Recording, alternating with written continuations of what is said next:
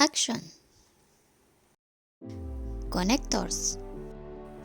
We use connectors to connect two or more ideas. First part. And. He is Mark.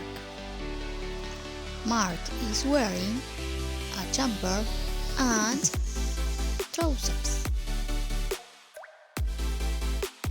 Mark is wearing a jumper and trousers. She is Nina. Nina has got two dogs, Toby and Rocky.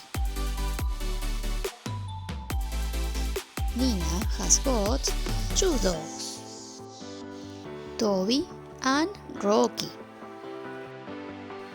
She is Sarah. Sarah has got two friends, Jonathan and Stacy. Sarah has got two friends, Jonathan and Stacy.